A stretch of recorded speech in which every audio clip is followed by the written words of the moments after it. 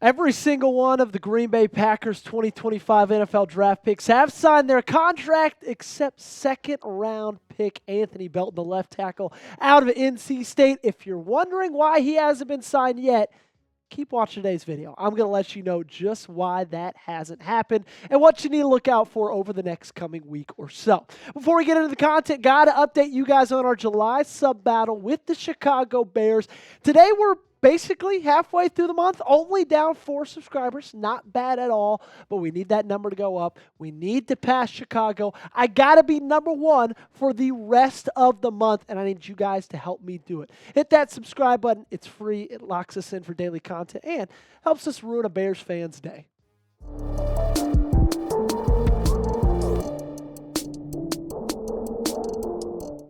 Are there contract concerns in Green Bay? Because, as you know, Anthony Belton, the Packers' second-round pick, still remains unsigned 3 months after the 2025 NFL Draft. Now, it's interesting to talk about it this week because literally this week on Friday, the rookies will be reporting to training camp, okay? Now, training camp doesn't officially start until the next week when all the veterans report as well and practices start, but rookies are supposed to be there on Friday, just 4 days from now, and still one of the rookies is unsigned. The good thing for Green Bay, though, is this isn't anything uncommon across the entirety of the National Football League. Adam Schefter tweeted this out on June 27th, so just about 2 weeks ago, and it still remains true. Heading into the weekend, and less than a month away from training camp, only 2 of the NFL's 32 second-round draft picks have signed. That's right. 2 of 32 second-rounders, only 2 of them have signed their contracts. Deals are stalled over whether or not contracts will be fully guaranteed. The only 2 2025 second-round picks now signed are Cleveland's Carson Schwesinger and Houston's Jayden Higgins. Both of them got 4 years fully guaranteed.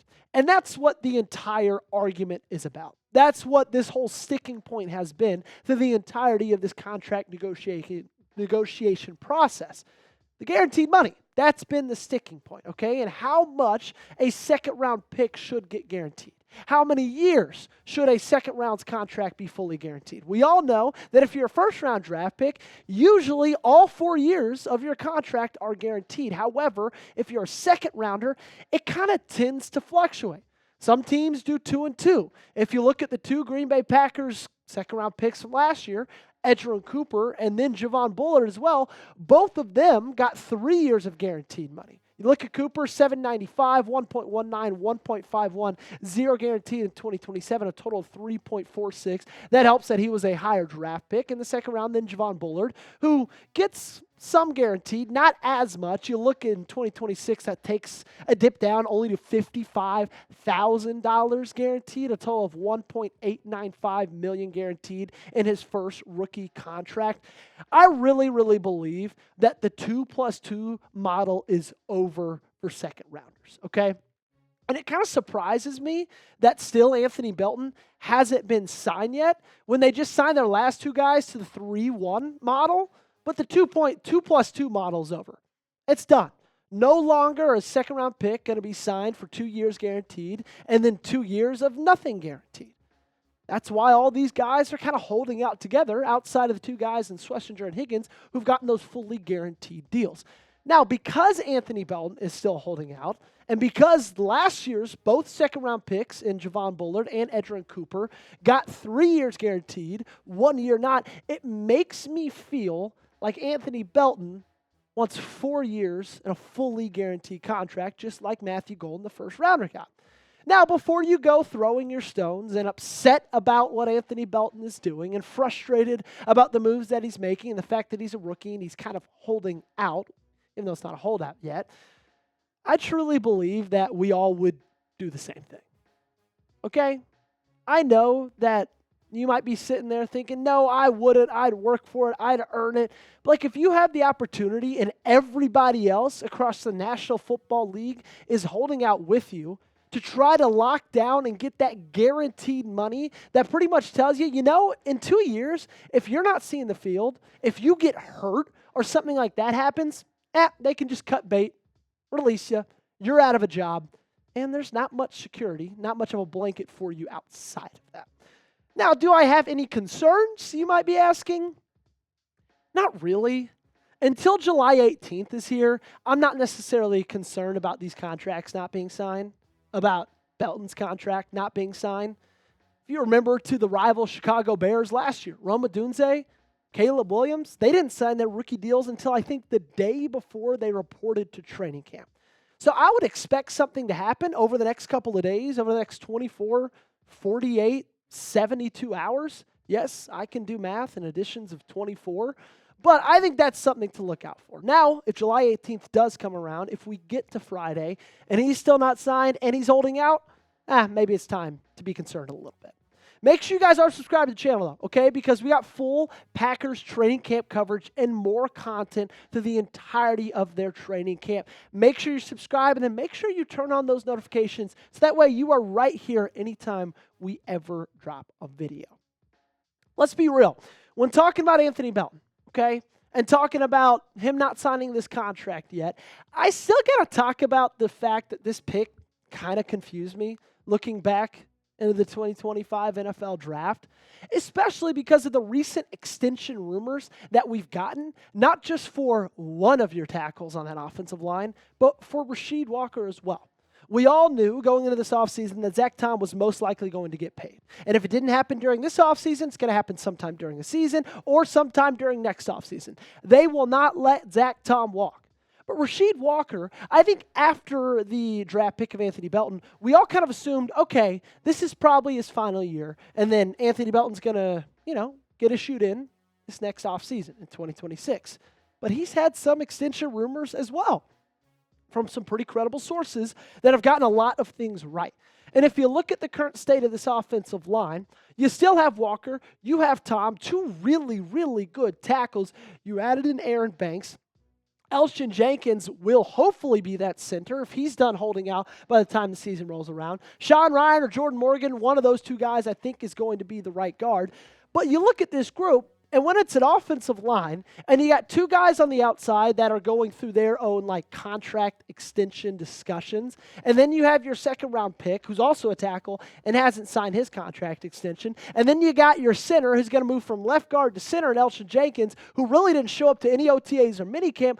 Why is there so much drama going on the offensive line? It's a little bit confusing. It's a little bit frustrating. And the pick of Belton, I believe, to me, has been so confusing from the beginning of it, from literally the night they picked him, because I still felt going into the draft that cornerback was a really big need, and there were some good cornerbacks still available at pick number 54.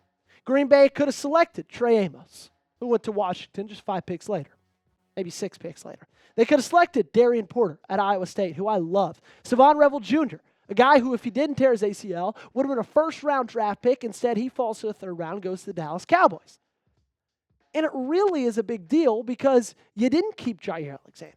And now you look at this Packers room, you got Keyshawn Nixon, you got Nate Hobbs. I'm confident in Javon Bullard in the nickel, but is this a group that we have the utmost confidence in when every single week they're going to have to go against the top wide receivers in the game?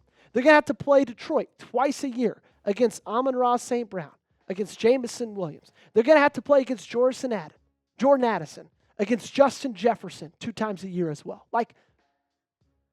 I'm sorry if this doesn't sound 100% positive. I don't know how that makes me feel, that group against those type players. I don't love it, if I'm being real with you. And so, yeah, this is an Anthony Belton contract video, but I just got to talk a little bit about how the pick confused me 3 months ago because it still kind of confuses me today. Now, if Green Bay doesn't extend Walker, and they move on after this season, and then Anthony Belton signs a contract next couple days and gets ushered into that starting left tackle role, every single one of us, myself included, in July of 2026 will be saying, man, what a great pick. But if they extend Rasheed Walker, then this thing stays a head-scratcher. Get your red pens out for me and grade the pick of Anthony Belton 3 months later. How do you feel about it? Give me an A, B, C, D, or F. Let me know your grade in the comment section down below. Now, before we get out of here, I'm just going to talk to you about something we saw today on social media, something we saw on ESPN. I might do a full video on this later in the week, but I had to discuss it because it came out this morning. NFL executives, scouts, and coaches voted on the top 10 quarterbacks in the National Football League. Jordan Love did not make that top 10 list. He made an honorable mention, second behind C.J. Stroud, so I believe that right now they pretty much have him at around 12th. I don't want to say they're wrong because he battled with injuries and took a little bit of a step back, but him being fully healthy this next season, I've got all the confidence in the world for him to crack back into that top 10. I think he's going to surprise a lot of people. We talked about it ad nauseum on this channel. My support, my love, my belief in Jordan Love, I think he's going to show that. And I think next year when that list comes back out, he's going to be a top 10 quarterback. We're going to get on out of here, but make sure you guys got me on social media. You can find me on Twitter. You can find me on Instagram at JoeyPeterson8. Also, make sure you're subscribed to the channel because, hey, it's free to do so.